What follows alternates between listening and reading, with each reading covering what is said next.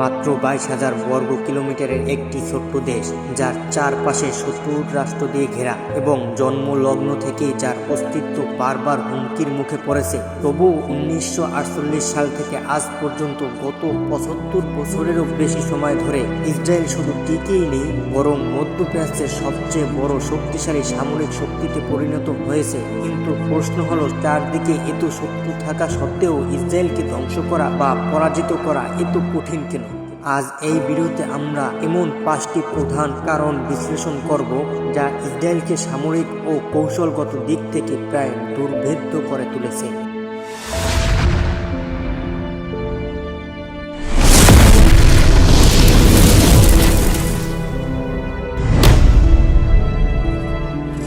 ইসরায়েলের অত্যাধুনিক সামরিক প্রযুক্তি।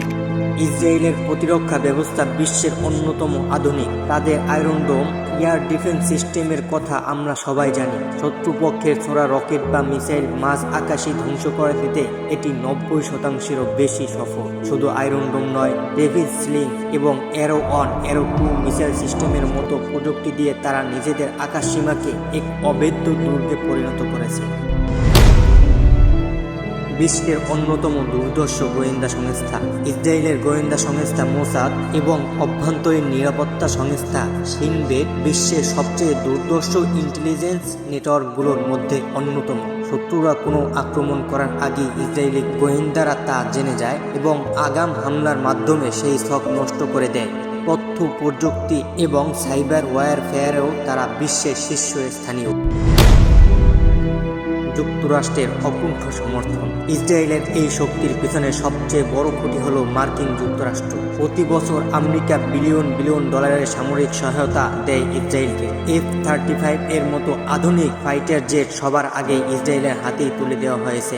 এছাড়া জাতিসংঘের যে কোনো ইসরায়েল বিরোধী পদক্ষেপ আমেরিকার ভেটো ক্ষমতা তাদের জন্য এক বিশাল রাজনৈতিক ঢাল হিসেবে কাজ করে। বাধ্যতামূলক সামরিক প্রশিক্ষণ। ইসরায়েলের জনসংখ্যা কম হলেও তাদের রিজার্ভ সৈন্যের সংখ্যা বিশাল, কারণ সেখানে 18 বছর বয়স হলেই নারী পুরুষ নির্বিশেষে সবাইকে বাধ্যতামূলকভাবে সামরিক বাহিনীতে যোগ দিতে হয়। এর ফলে দেশের প্রতিটি নাগরিকই একজন প্রশিক্ষিত যোদ্ধা। বিপদের সময় মাত্র কয়েক ঘন্টার ব্যবধানে লাখ লাখ রিজার্ভ সৈন্যকে মাঠে নামানোর ক্ষমতা রাখে ইসরায়েল। অঘোষিত পারমাণবিক ক্ষমতা। যদিও ইসরায়েল কখনই আনুষ্ঠানিকভাবে স্বীকার করেনি তাদের কাছে পারমাণবিক অস্ত্র রয়েছে, তবে আন্তর্জাতিক বিশেষজ্ঞদের মতে তাদের কাছে প্রচুর পরিমাণ পারমাণবিক অস্ত্র রয়েছে। সামরিক ভাষায় একে বলা হয় দ্য সামসন অফ টিয়ন, অর্থাৎ ইসরায়েল যদি কখনো ধ্বংসের দ্বার প্রান্তে চলে যায়, তবে তারা তাদের পারমাণবিক অস্ত্র ব্যবহার করতে দ্বিধা করবেন না। এই ভয়ঙ্কর পরিণতি অনেক বড় বড় রাষ্ট্রকে ইসরায়েলের সাথে সরাসরি যুদ্ধে জড়ানোর থেকেই বিরত রাখে। মূলত প্রযুক্তির উৎকর্ষ, দুর্দান্ত গোয়েন্দা নেটওয়ার্ক, পরাশক্তিদের সমর্থন এবং টিকে থাকার মরিয়া চেষ্টাই ইসরায়েলকে মধ্যপ্রাচ্যের এক অপ্রতিরোধ্য শক্তিতে পরিণত করেছে।